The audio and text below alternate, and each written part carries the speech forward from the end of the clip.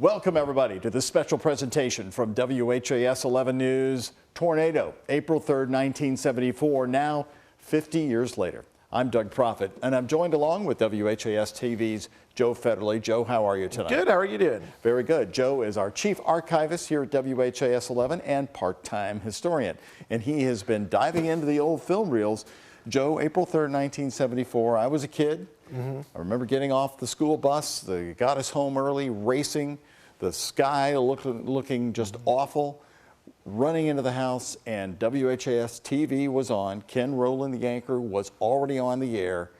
And April 3rd, 1974 is a day I'll never forget, and you find most people in Kentuckiana about my age say the same thing. Right. Now, you were able to get us still. WHAS was on the air at your house? We never lost power, but I've since learned from our folks who worked here so many years that they turned on the backup generator the minute the tornado reports were coming in, just in case, and that kept WHAS TV and radio on the air. We never lost power. It became such an important voice for saving lives. Well, the very first part of this special you're going to see is Dick Gilbert. He was in the helicopter, and he followed it, and he was telling everybody, he was on HAS radio and television, right?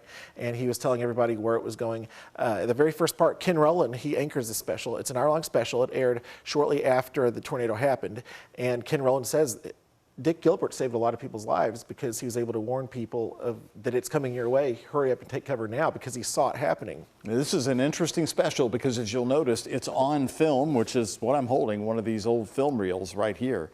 And Ken explains, and Ken is now deceased, but we did interview him many times over the years. He was a lovely man, and I enjoyed talking to him about his stories because his delivery was so calm and so matter-of-fact. He never cracked, he never broke, even though he was telling people things like, the Louisville Water Company has been hit. You can't use the water anymore. We've never had a disaster like that. And Joey also says in this special, the reason why they're doing this special is because they got so much mail from people who didn't see Channel 11 after the power outages hit. Right, he says that. There's so many people. He reads this one letter from this lady who says she couldn't watch it. She would have wanted to have watched it, but she doesn't want to turn into somebody who just drives past the houses to look and gawk. So that's the reason why they produced this, so people could see all the coverage that we did.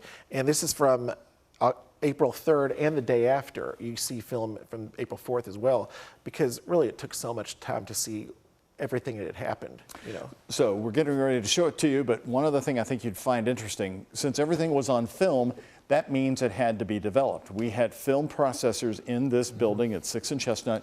The photographers who appear on the set with Ken Rowland would run back to the station. They would do a fast development. They had a term for it back then, but they could get the film out immediately and get it on the air when it was hot. And the photographers would narrate their own film. Burt Broman was the first one who came. He was in the helicopter with Dick Gilbert, and he's the first one you're going to hear about on the set. And I mean, I like what he said. Dick Gilbert asked him, "Are you ready to see what you're about to see?" He said, "Yeah," but later on he said he wasn't because it was so much destruction. Well, the key is if they didn't preserve that film right away after they ran it hot, you lost it. But here at WHAS, they preserved the film. Thank goodness they did, or we wouldn't have anything left. And so take a look. Here is the special produced by WHAS TV right after the April 3rd, 1974 tornado. Then it came across Eastern Parkway and Bardstown Road. It went roaring through the Seneca Cherokee Park area, absolutely denuding a portion of that park. There's no trees left. There's nothing but splintered stumps in there for, I can't estimate how many acres are involved. Then it came right between Barrett Junior High School on Grinstead Drive and the Baptist Theological Seminary. It crossed Grinstead Drive right there, leaving this wide swath of total destruction. It came over Pennsylvania Avenue, well, let's come on up, Stilts and Frankfort, Pennsylvania, Hillcrest, right there at the Frankfort Avenue intersection. It's completely wiped out. Every house is damaged to some extent. Then it came across the Crescent Hill Golf Club, and I'm over Indian Hills right now, and I can't even begin to count. I would guess 200 homes out here have at least the second floor gone. Many of them are completely demolished, and most of them are, the walls are askew, the roof is sagging, and so forth. Trees have been chopped down all the way. Now I'm curving around and following the path of it. It seems to have turned a little bit then toward the east. And this is over the Zachary Taylor area, just north of Zachary Taylor Monument. It cut a swath through this area, again taking the roof and in many cases the second floor off the houses in this area.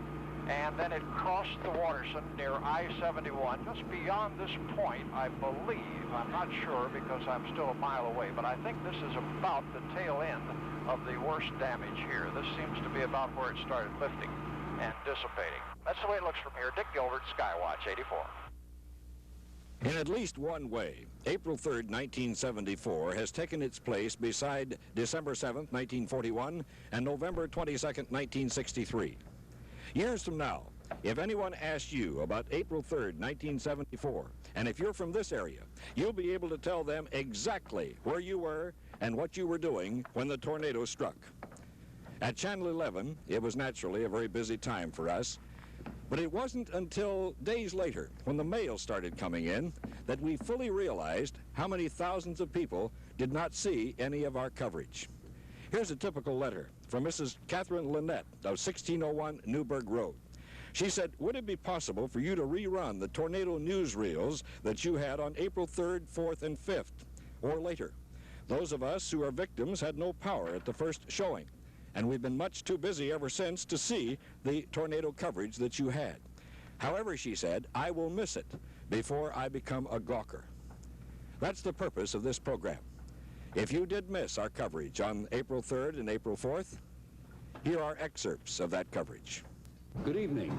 Metropolitan Louisville and southern Indiana have been hit hard by tornadoes. There are as yet no reports of deaths from the tornadoes that struck Louisville and eastern Jefferson County late this afternoon, but the Indiana State Police report that in Indiana at least 11 persons were killed as the result of tornadoes that touched down in at least half a dozen southern Indiana communities. In Kentucky, Jefferson County Police called in off-duty personnel to handle the situation in the eastern part of the county, where subdivisions around the Watterson Expressway and I-71 were heavily damaged. This WHAS TV news special is sponsored by the Courier-Journal and the Louisville Times. The high winds have knocked out the power at the Louisville Water Company's main pumping station at Crescent Hill. The system's chief engineer, Frank Campbell, said it is critical that everyone, both industries and residences, use only the water that is essential. Presently, the company has 8 hours of water in the reservoir, but that amount can be stretched to last about a day if everyone curtails usage to only the bare minimum needs. Dick Gilbert was the first person in Louisville to see the devastation that the tornado had inflicted on this large metropolitan area. His helicopter was in the sky when the tornado first hit, and he described it as it went, step by step. Dick Gilbert saved a lot of lives that day. It was his recorded voice that you heard at the opening of this program as he described the devastation when he first saw it. The man who shot the accompanying film was Bert Broman. Bert came to our 6 o'clock news set the moment he stepped out of that helicopter. I'm a little reluctant to say what I saw because I'm afraid I may overemphasize what I saw. I certainly wouldn't want to panic anybody, but I would say I was mighty surprised what I saw. Dick Gilbert asked me before we went up, he said, "Are you prepared for this?" And I said, sure. But when I saw it, I don't think I was prepared for it. I would say there is a major amount of damage in the Louisville area. I was amazed at the amount of homes that were severely damaged, and I don't mean by that roofs torn off. I mean entire stories of homes are taken off, or possibly even completely just level. We assigned Bud Harbsmeyer to the fairgrounds area that night where the tornado first touched down, and his was the first film that we saw that night.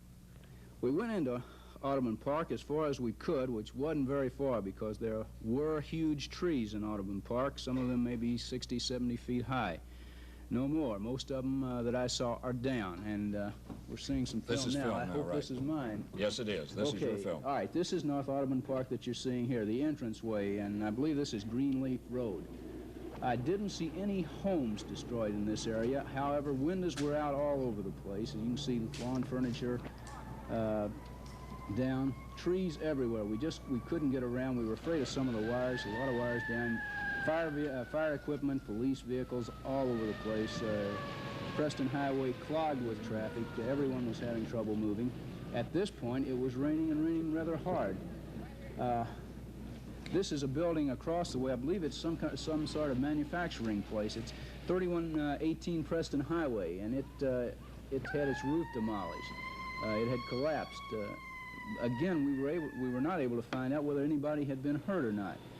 And here we're coming into the fairgrounds complex now, and this is the eastern side of the fairgrounds complex. There you see the little out of focus film there. Those are the horse barns, or what's left of the horse barns. As you can see, that one was completely smashed. Panning over now toward where the RV vehicles were parked, and well, there's some of the damage from the Eastern Exposition Wing. And there's a vehicle. That's a recreational vehicle. There were perhaps 20 or 30 of them parked in the lot at Freedom Hall. Most of them turned over, thrown up against each other, or suffered debris damage from the roofs. That 6 o'clock newscast included a number of severe weather forecasts for other nearby areas. And there were even reports of scattered earth tremors in southern Indiana. It also included a summation of where the tornadoes had hit and where the known fatalities were. Our next special coverage on that night of April 3rd was a special at 7:20 p.m. We'll see it in a moment.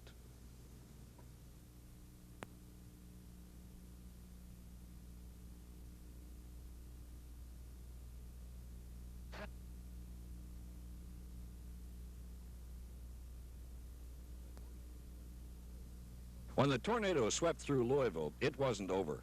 In fact, there were tornado cells throughout Kentucky and southern Indiana later in the evening. We started our 7:20 special with a tornado bulletin, and a little later, we interrupted it with a tornado sighting. A pair of tornadoes were indicated by radar at 15 miles south and 10 miles southeast of Standiford Field at 7:12. They were moving to the east-northeast at 50 miles an hour. This means that they were seen about 10 minutes ago. We repeat, a pair of tornadoes were indicated by radar at 7:10 p.m., 15 miles south and 10 miles southeast of Standiford Airport in Louisville. These tornadoes are moving to the east-northeast at 50 miles an hour. If threatening conditions are cited, be prepared to move to a place of safety. To report a tornado or other severe weather, place an emergency call to the nearest law enforcement agency for relay to the National Weather Service. The police department has just called WHAS-TV, speaking for the water company. They say that the water supply in Louisville has fallen to a dangerously low level. This is because of the tornado that went through Louisville late this afternoon, crippling the water company operation in the Crescent Hill area. So you're asked, please do not use water. Please do not use water now until the water supply can build itself up again, because right now it has fallen to a dangerously low level. Please do not use water here in the city of Louisville. John Petrovich has been out in the area. We haven't really had time to talk to him ourselves, ladies and gentlemen. So what I find out from him right now is what you're finding out. But John has been in the hardest hit areas in St. Matthews and in the Crescent Hill area and in northeastern Jefferson County. John, what do you know? Well, I've been out into the field 2.5 hours, and from the ground, and not from the air, but from the ground, it's sure tragedy in some of the 6th-class cities and some of the subdivisions. Starting with the farthest point east, we have Northfield, the city of Northfield, which is bounded by I-71. Alone in that subdivision, cameraman Kerwin Fisher and I counted 40 homes leveled, brand new homes that were leveled. These are expensive homes in that I-71 and Waterson Expressway area, aren't they? Pieces of homes were lying on the interstate, shingles, roofs. Walls were caved in, bedroom clothing, furniture was scattered all over. People were combing through their wreckage. People were coming into their homes from work. No injuries in that area. When we were in there, people were helping one another. Firemen from the various volunteer fire departments were going from door to door. St. Matthews police departments were going from door to door. As we proceeded towards town, again, the same story in other cities and other subdivisions. Indian Hills, again, following the dip, following the curvature of how the tornado came, you have the same problem. homes leveled, flattened, partly destroyed. The Ruth Dunn Elementary School, which is off I-71 and Brownsboro Road, was partially destroyed. Walls were caved in. Going further down into Indian Hills, again, the same story. Subdivisions partially lost. Pardon me for interrupting you, John. A funnel cloud has been sighted moving northeast from McNeely Lake. That is out in southern, extreme southern, southeastern Jefferson County. A funnel cloud has been sighted moving northeast from McNeely Lake.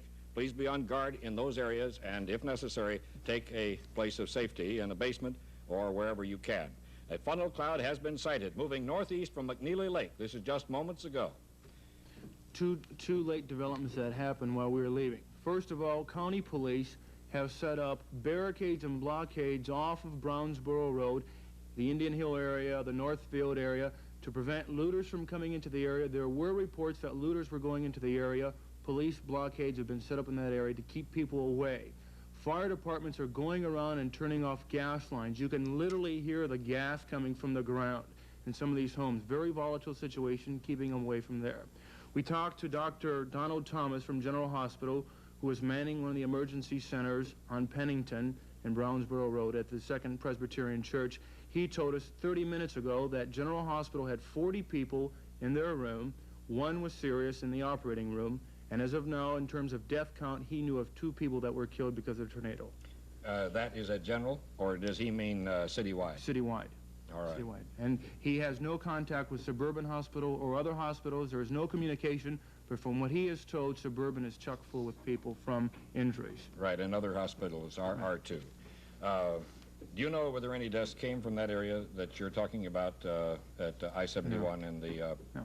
From looking at it, there should have been. Right. From looking at it. Now, US 42 and Chenoweth Lane, were you in that area? No. All right, it was hit pretty hard. Right, and that's strictly Indian Hills, Mockingbird, Right, in that area. That right. was, in terms of total devastation, it was included into what we saw, and we could see, when you're looking over on the hills from subdivision to subdivision, you can see flattened homes or partially destroyed homes. Second floor is gone. People walking around, combing through the rubbish, saying they were lucky. The people were calm, surprisingly. No mass hysteria. They're just walking around and trying to recover and recoup what they've lost. This is one of the worst things, I believe, since Topeka, Kansas, many years ago, as far as the metropolitan area is concerned. And, of course, Cincinnati was hit. I mean, you know, it's just almost unbelievable, the area that this has hit. The mobilization's unbelievable. For an hour, all you could hear were sirens off of I-71, constant shrill, as people walked to and from their house. John, we're planning a special at 9 o'clock. I mean, that's our plan now, and, of course, you'll be back with us then. And we'll have film. With report of, and the film of what John has seen will be on at that time. As we've said, a murderous battery of tornadoes has smashed into wide sections of the South and the Midwest today, killing more than 20 people, causing extensive damage and injuries, and many of those injuries and a great deal of that damage has been right here in Louisville and Jefferson County and across the river in Clark and Floyd counties, up at Madison, Indiana, up in the Seymour and Brownstown area, and others. The National Guard has been called to duty in the stricken areas, and in Indiana, a spokesman at National Guard headquarters in Indianapolis said that the National Guard is assembling in Indiana at 6 armories. They're New Albany, Madison, Salem, Seymour, North Vernon, and Monticello. In case you didn't hear us before or just tuned in, there was a tornado cloud. A funnel was spotted near McNeely Lake just a few minutes ago, and it was moving northeast. And if you live in that area, please be on guard. Also, a bulletin had come in of a tornado warning being in effect until 8:15 tonight. That would be for the next 45 minutes for persons living in Jefferson, Bullitt, Oldham, Henry, Shelby, and Spencer counties. A pair of tornadoes indicated by radar at 7:10 at 15 miles south and 10 miles southeast of Standiford Field in Louisville. These tornadoes would be moving to the east-northeast at 50 miles an hour. It would probably be this cell that caused that funnel cloud that we reported just a few minutes ago in the McNeely Lake area. It would perhaps be in that cell. That's all that we can tell you right now. Also, that the police department has asked that no one use any water. The Louisville water supply has fallen to a dangerously low level. The police department, speaking for the Louisville Water Company, said do not use water at this particular time in Louisville and Jefferson County, please. Bert Broman is here with me, and Bert, of course, was on our 6 o'clock news. You perhaps saw him at that time. Bert was up in a helicopter and saw most of the damage from the air. And Bert, I understand that we have some film. Is there anything you want to say before we start this film? No, I think the film will pretty well explain itself. All right. If we can roll that film, and Bert will tell us where we are. This is Seneca Park area, I believe. You might be able to see better on that big monitor, Bert. You know, if you'll notice, most of the damage, the debris from the damage, is lying all in one direction. The trees all lying like sticks laid out, like pickup sticks. This is going northeast through Crescent Hill now, right? Northeast through Crescent Hill, right. The damage I thought was bad here. When I first saw this, I was really surprised. I couldn't imagine that it had done this much damage over this wide an area. But unfortunately, it got worse as we went. There was a definite pattern starting at Crescent Hill out to the Indian Hills area. The pattern of damage definitely got much worse the further we went. This is still, I think, generally the Crescent Hill area. Mm-hmm. Roofs torn off, trees toppled, power lines down. Now this is the water company. I'm sorry we changed shots. This is the reason we don't have any water, because it was damaged. Yeah, this film is only about an hour and a half old, and we really didn't have time to edit it properly, but I think it gets the point across. I would only remind people in the areas of any possible tornadoes at this point, for heaven's sakes, take it seriously. After seeing this film and seeing what I saw a few hours ago, I know I'll certainly take it more seriously from now on.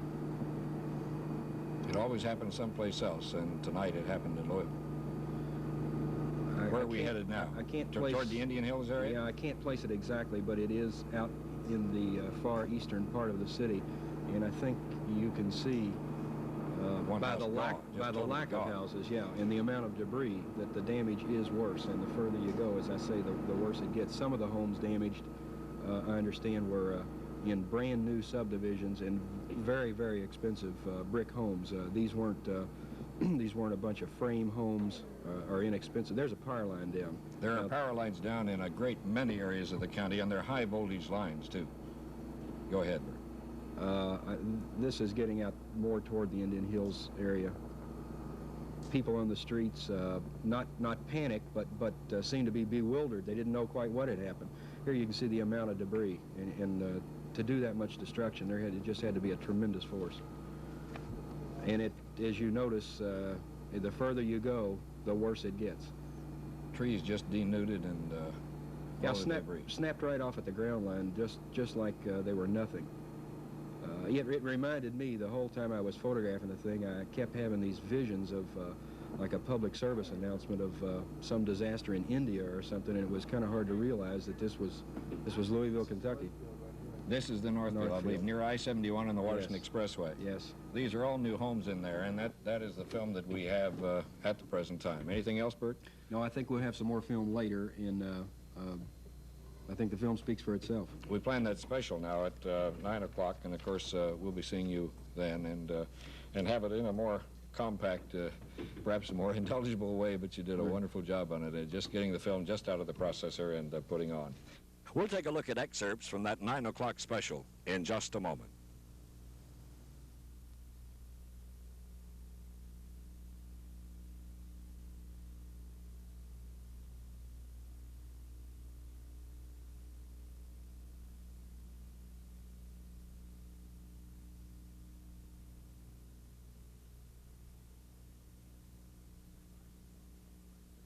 At 9 o'clock on the night of April 3rd, WHAS-TV presented a 40-minute special trying to wrap up everything that had happened.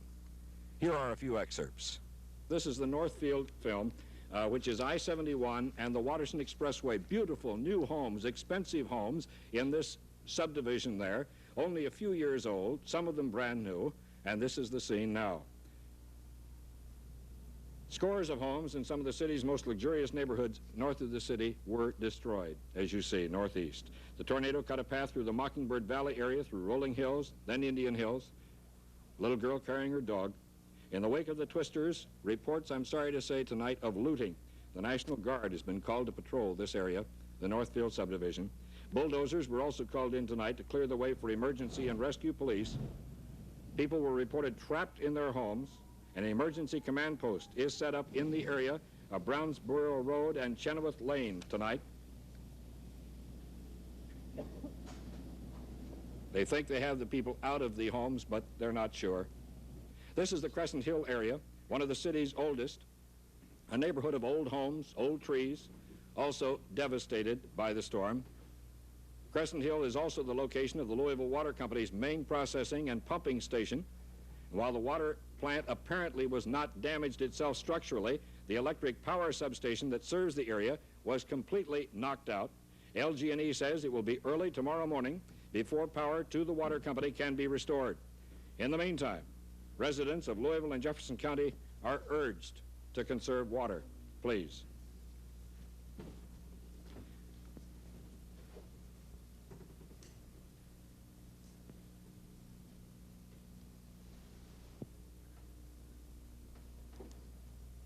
This is all in the Crescent Hill section of Louisville. As we said, there are 5 known deaths in Louisville and Jefferson County. We're under a curfew, a general curfew in Louisville and Jefferson County until 6 a.m. tomorrow. And we urge you to conserve water because of the low water pressure caused by the lack of electricity there at the power plant. John Petrovich was in the Northfield area, which you saw the new homes there, the most devastated that we have seen in just about any tornado film. John is here in the studio with us now. John? John is, first of all, before we go to John to interview him to see what he actually saw, we assigned him to Northfield, and he has this report on film. John? This is the city of Northfield, the last major subdivision to be hit as the tornado moved across East Jefferson County, first touching down in Crescent Hill, Indian Hill, and Rolling Field subdivisions.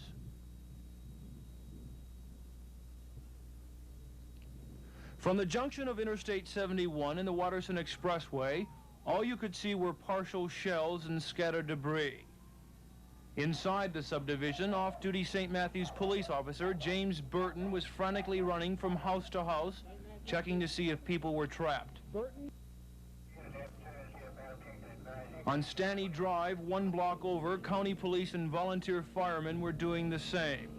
Most of the residents were coming into the area from work or from shopping, as Diane Harrison, who had just returned from the Oxmoor Shopping Center.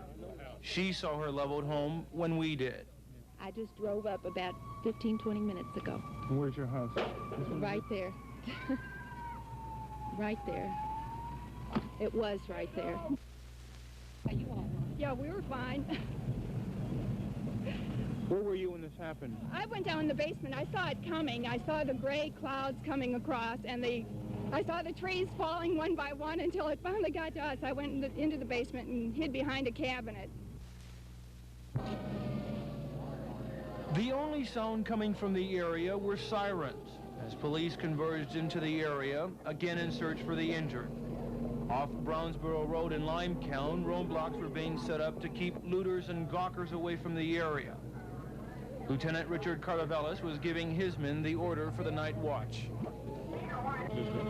Take your stretcher car, and you two, all 3 of you. You take him over to to Limekiln and 71. Set up right there with your position. Don't let anybody into that area. Heading towards the city, Brownsboro Road was blocked as work crews tried to remove trees from the street. Halfway between Crescent Hill and the Watterson Expressway, an emergency hospital was set up at a church, and emergency vehicles and helicopters were shuttling the injured to hospitals. The chief of the emergency room at General, Dr. Donald Thomas, explained what they were doing, and he also talked about the injury and death count getting worse as the night went on. We've set up a emergency field hospital here. Fortunately, we've not had very many injured. I have both county paramedic units here with me, and about 4 doctors and 6, 7 nurses and plenty of medical supplies. We've had 5 individuals injured up here, 2 of whom were evacuated to hospitals, but their injuries are really not serious. Lacerations from flying glass and so on. Do you expect the count to get worse as time goes on with some of the wreckage? It very well may. We have no idea what's going on underneath these buildings, who might be in them, and so on. It's going to take a long time to go through them. I've had the fire department and police departments make a cursory search, going through shouting, hollering, and so forth, and seeing if they get any answer, but we really won't know until they really get a chance to excavate that rubble and see who's under there. Descriptively, it's hard to talk about the destruction where the tornado touched down. Homes were leveled or partially destroyed. And overall, the pattern was one long strip of ruination, and from hilltops, one could see areas untouched, surrounded by debris from other homes that once stood. John Petrovich, TV 11 News. As we said, John is in the studio with us. He is the one who took that film and reported on it. And John, is there anything you can add?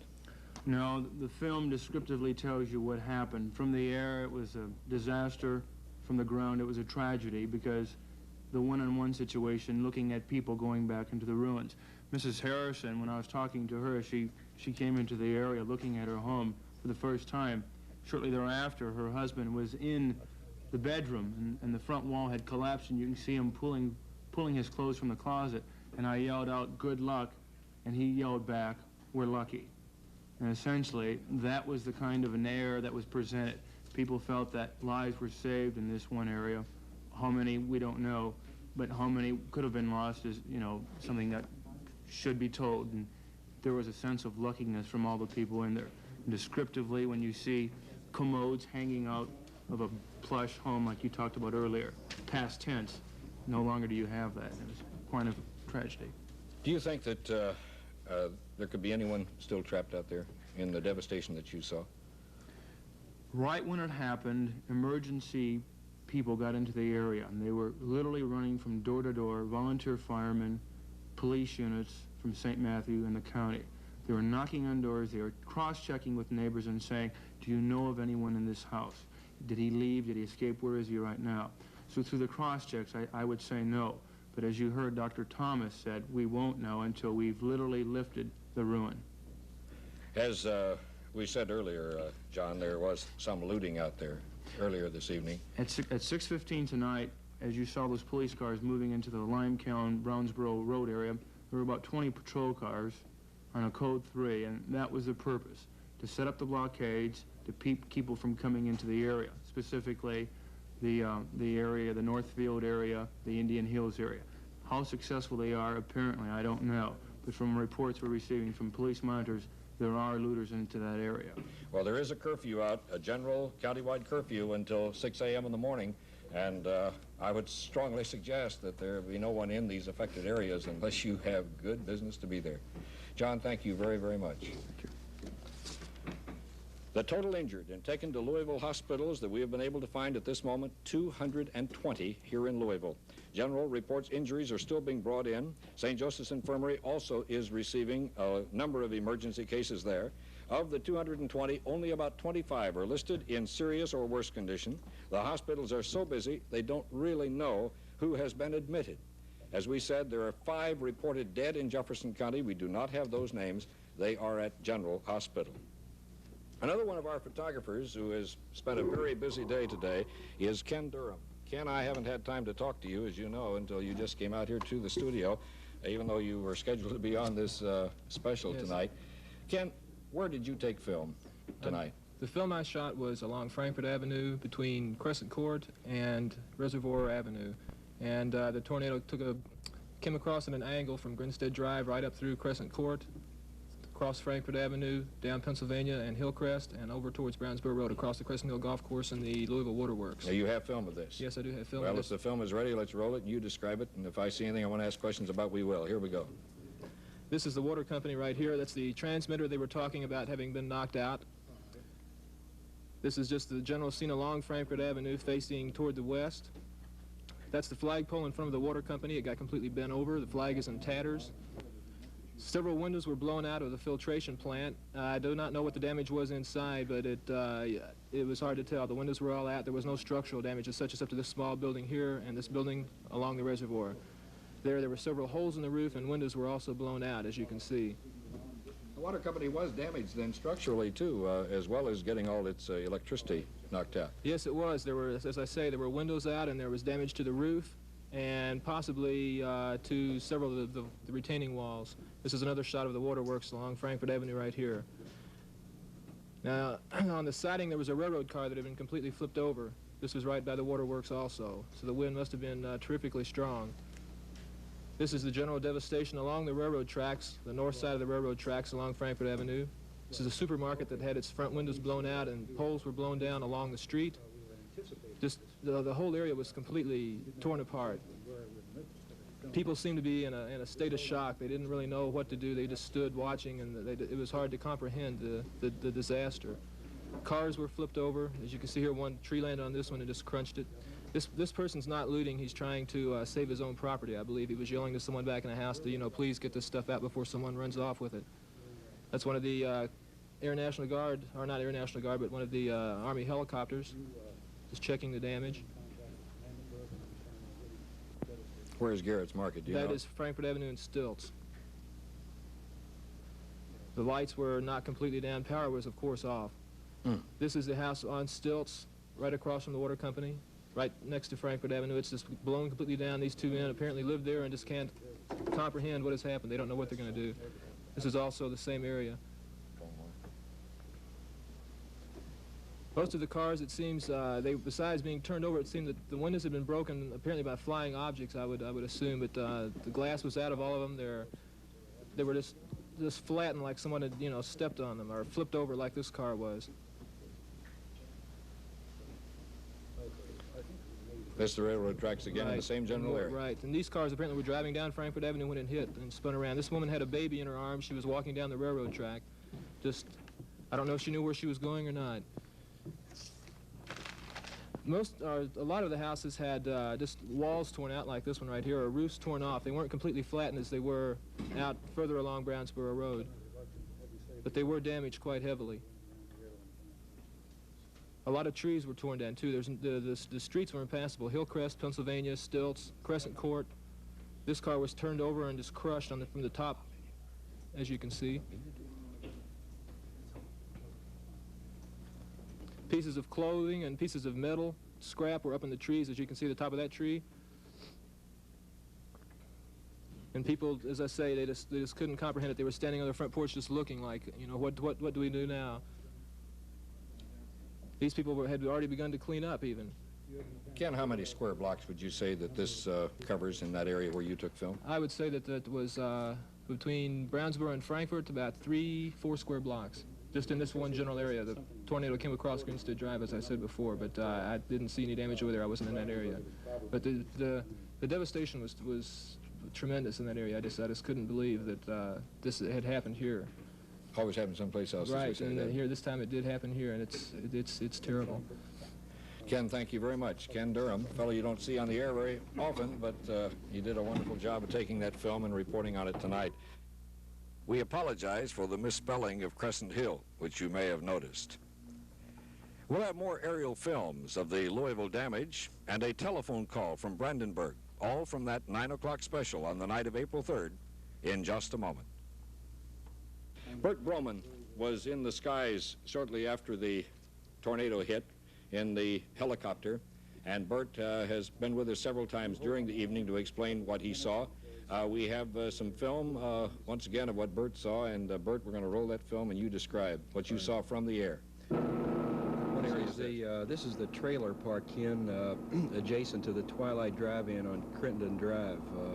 This film, by the way, was shot at about 5:30. I guess it was some of the very first, there's the drive-in, some of the first film after the tornado passed through the area. There didn't seem to be much panic from what we could observe from low altitude. I think at that point the people that we saw hadn't really registered with them exactly what had happened. The fairgrounds, of course, the main building, and this is the east wing. It was the roof on the east wing just stripped completely off, as though there had never been a roof there. It's kind of like a model airplane without any paper on it. This is what used to be the horse barn area. I'm sure people are familiar with. Ottoman Park. You'll notice as the film progresses from Crittenden Drive to out in the Indian Hills area, the damage gets worse and worse, it seems, as you go. The winds seem to cut a path, kind of a curving path, Crescent Hill area here. Damage gets superficial damage in Crescent Hill. At the lower end of Crescent Hill, roofs torn off, windows out, power lines down. But by the time you get to the eastern part of Crescent Hill, the damage gets considerably worse. Here you can see some walls out of some buildings and so on. Getting close to the water company and in that area, right? Right, right.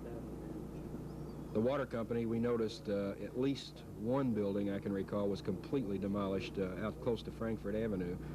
I didn't see any great deal of damage to the water company buildings themselves, but there were obvious power lines down in the area. Well, we had some earlier of that. Yeah. This is out further, getting out, I believe, close to the Indian Hills area, and you can tell by the pictures, the fewer houses and the more debris, you can tell it did a lot more damage out in this area. And as you said before, these are not little frame homes. These are very substantial, big, heavy brick homes, some of them in almost brand new subdivisions, and either like this with the roofs or second stories torn off, and some of them just completely demolished.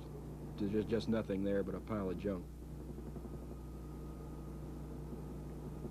What road was that? Do you have any idea? No, I'm sorry, I don't. I can't tell you exactly where we are here. Trees are all gone. I zoomed the camera in closer here to show some of the detail of the destruction. It was just unbelievable. And it seemed to just go on forever and ever. This is square miles, isn't it? Yeah, it really is. It's amazing how many homes are involved. What we're talking about here, I would say major damage to at least 200 homes, and probably more. You ever covered anything like this before? Yeah, I have. I've shot plane crashes and floods a few years back in East Kentucky that were pretty extensive. And I have to say, I have never seen anything quite like this. Well, as far as damage, of course, I guess that perhaps being the metropolitan area, the damage is more severe here, perhaps total monetary damage. We've only had 5 deaths. However, Brandenburg, Kentucky has been the most severely hit of any place in the state, and the toll there seems to be going up by the hour. Bob Johnson has been on the phone while I've been talking to Bert Broman, and we have someone from Brandenburg on the phone right now. Bob? Ken, I have, it has been destroyed. I have, wait, Jane, just a minute, we're on the air. This is Jane Willis, who is the editor of the Meade County Messenger, the newspaper in Brandenburg. What is the situation there at this time, Jane? It is calming down, finally. Much of the place has been, much of the town has been damaged. How many dead do you have? Pardon? How many dead? A state trooper, the last time spoke to me, was 24.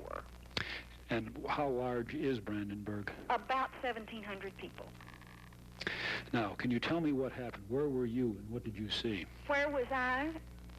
My parents and I were in our newspaper office, and my mother said that it's coming, it's coming.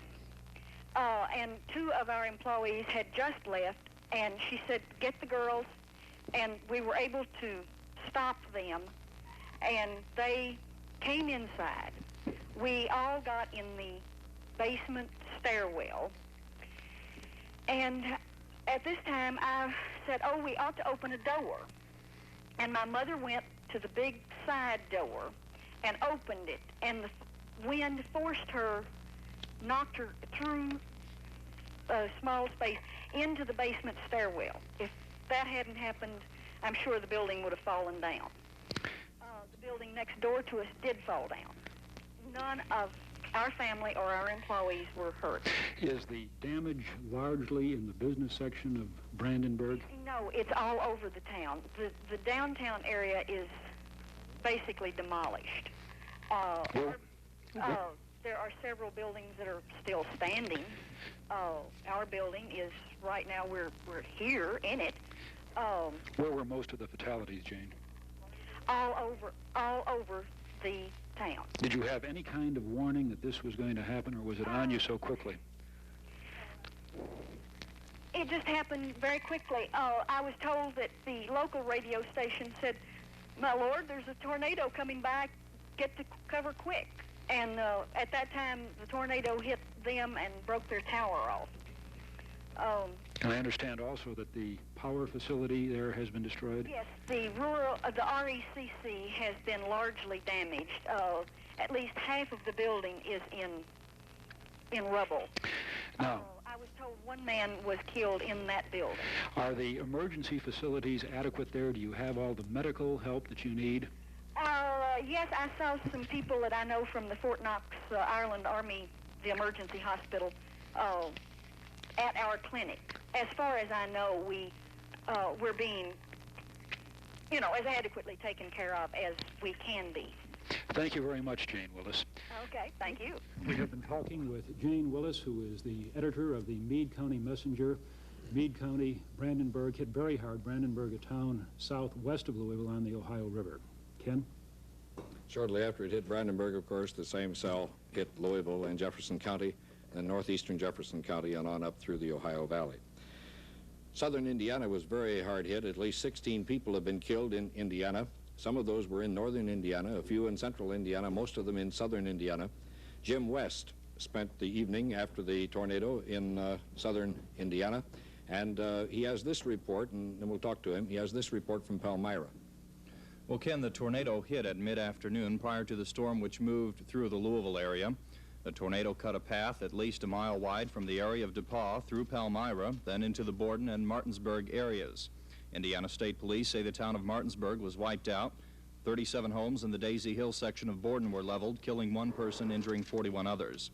In DePauw, 1 woman was killed, 8 others injured, 9 homes and 12 mobile homes destroyed. Here at Palmyra, state police say as many as 70 homes were destroyed. These border US 150, many just a couple of years old. The highway was closed for over an hour with downed wires and trees. Gene Hornsberry was at home with his wife and 2 children when the tornado struck. And we talked with him moments after it happened. Well, me and my wife saw this cloud start to form back in that direction there, and it started twisting around, so we figured it was a tornado coming. And we stood there at the door and watched it for a while, and it finally got worse, so we hit it around the house and got under the house there. Got in this corner right over here, and it lifted the house right off the foundation there, and I thought it was going to take us out with it, too.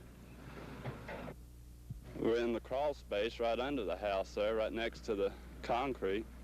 Did it lift it right over your heads? Yes, sir, it did.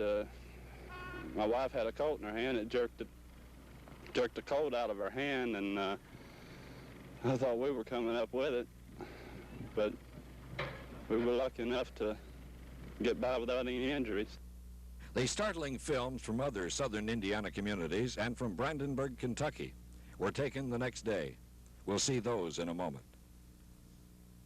Bud Harbsmeyer was in Brandenburg when the sun came up the next morning. His report from there was part of a special 1-hour newscast at 6 p.m. on April 4th. Brandenburg is a farm community of about 1,700 people. It is located on the Ohio River some 40 miles from Louisville. It is, or was, rich in historical heritage. Now it is a shambles. Mrs. Mary Jenkins' husband lost his funeral home business, and the family lost most of their belongings. I found her in her yard today trying to salvage some of the pieces. I asked her about the storm. When you got out of the basement and looked around, what were your impressions? It was frightening. Yes. You keep wondering about people, and you could see so many children screaming for mothers and mothers screaming for children, and we knew that we couldn't get my husband's ambulances out because they'd gone over the bluff, and we didn't know whether the clinic was gone or whether there was even a doctor in town or not. My own family wasn't hurt. The tornado ripped across high ground overlooking the Ohio River. Then it dipped down onto Main Street. Buildings which had stood for over 120 years now were no longer recognizable. One of the oldest buildings on Main Street was the historic Hotel Meade. It had been constructed in 1840. It had housed Confederate Colonel John Hunt Morgan once during the Civil War. Later, in 1869, Frank James and the Younger brothers had shot it out with lawmen inside. Now a converted apartment house, it was almost completely destroyed. One of the first policemen on the scene after word of the disaster got out was Muldrow Police Chief D.L. Harris. He told me what he saw when he arrived. He here in town, it was pretty clean as far as people. People had already got to them. Now in the outlying areas, I didn't do it myself. A couple men on my department. Big people laying up in the middle of fields, under a part of a barn, laying right out in the middle of a field, just laying right out in the open. During the night, police, National Guardsmen, and Army troops from Fort Knox patrolled the devastated areas, but there were no reports of looting. The Army was sent back to Fort Knox today, but police and National Guardsmen will be on hand for an indefinite time. The job of identifying the dead continues too. Outside of one of the schools in Brandenburg sit 2 large refrigerated trucks. One contains the bodies of identified victims, the other the remains of the unidentified. The dead range in age from children to the elderly. But even as the townspeople mourn their dead, there is talk of rebuilding. One local newspaper official said, if we have another disaster, it'll have to hit a new town. There's not much left to try to repair. Bud Harbsmeyer, TV 11 News, Brandenburg, Kentucky. Jim West returned to southern Indiana on April the 4th, both by helicopter and by car. It was about 2:30 yesterday afternoon that the tornado moved into the southern Indiana county of Harrison. The twister first touched down in the small communities of Milltown and DePaul. Trailers were overturned, homes and barns flattened. It was in DePaul that 47-year-old Joyce Lincoln suffered fatal injuries. 8 others were injured, around 9 homes and 12 trailers destroyed in DePaul. The tornado then moved across 8 miles of farmland and, in an exact northeasterly direction, came to the town of Palmyra. It was just south of that town that it was joined by a second tornado cutting across its path. Although missing the heart of the town, it did destroy around 70 homes south and east of that Harrison County community. At the Palmyra Conservation Club, rescue and shelter operations were being coordinated. It was in Palmyra that 77-year-old Lily Quiggins lost her life. Homes along US 150 were blown dozens of feet from their foundations. The storm continued to move northeasterly. The small community of Martinsburg only had about 70 or 80 homes, but the tornado did not spare even these. National Guard units, although active at each city where we visited, seemed to guard entrance to Martinsburg the most. Washington County Sheriff Clyde Nichols described the damage. 75 homes that are damaged or destroyed, and this is the hardest hit part of the county. We had a slight touchdown in Campbellsburg, and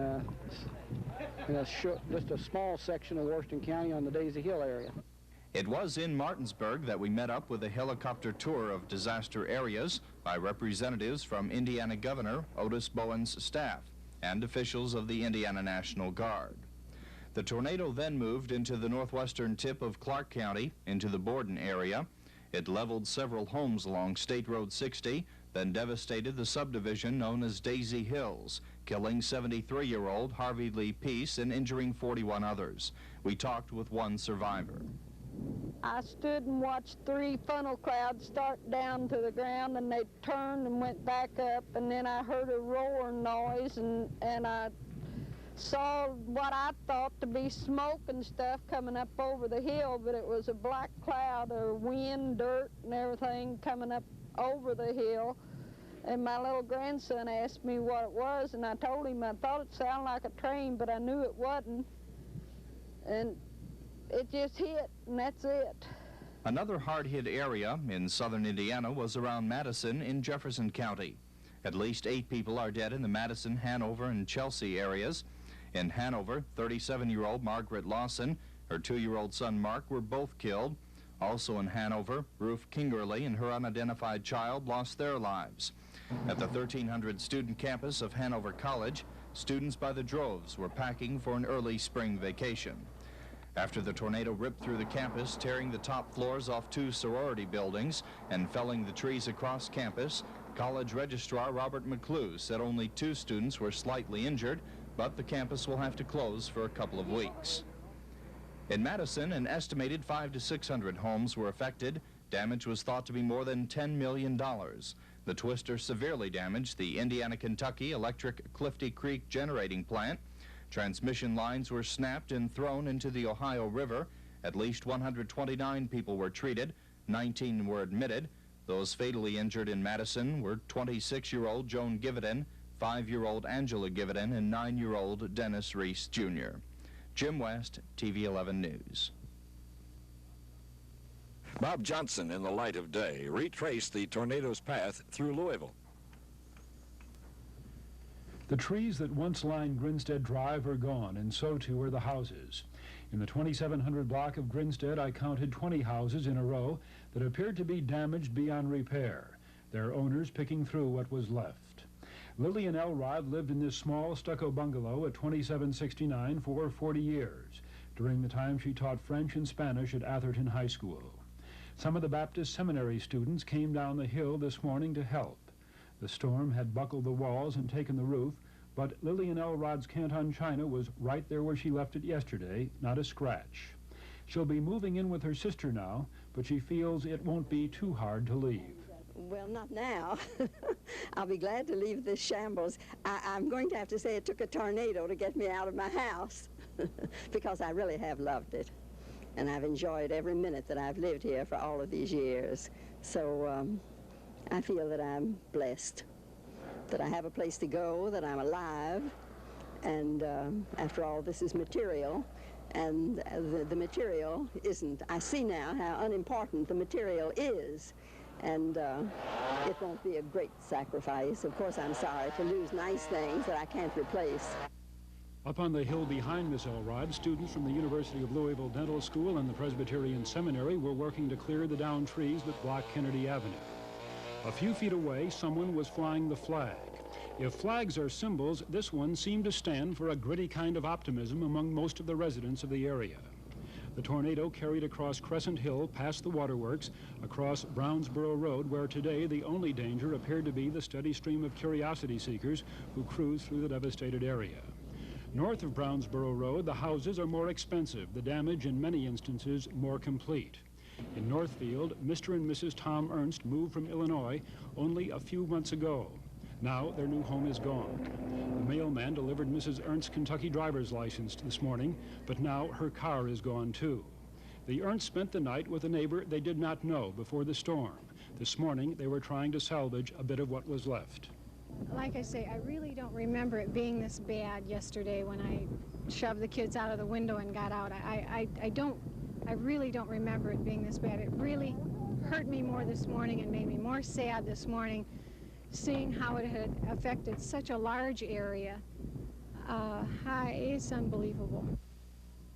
Tom Ernst's parents were down from Illinois last month to help finish the new house. Last night, they came again in response to a phone call. They said the kids were okay. They lost the house. That was mostly what we were interested in. Hell, we can always get another house, you know. But we got right in the car and came on down and got here at 7 o'clock this morning. Help them get cleaned up a little bit. What a mess. What a mess. Well, it'll all work out, I guess. It's just too bad. There's an awful loss there. My, these people, I feel so sorry for them. But I want to say one thing. The neighbors and the people have been outstanding, really outstanding. I've never seen anything like it in my life. You've got a good community here. I wouldn't mind living in it myself. Mr. Ernst is right. This disaster brought out the best in most people. For a while at least, the golden rule became the order of the day. It's strange that a storm that literally tried to blow us apart brought us closer together. There's one thing for sure, though. We don't mind answering our mail by repeating excerpts from our tornado coverage. But like you, we never want to repeat the experience. For the entire Channel 11 news staff, I'm Ken Rowland.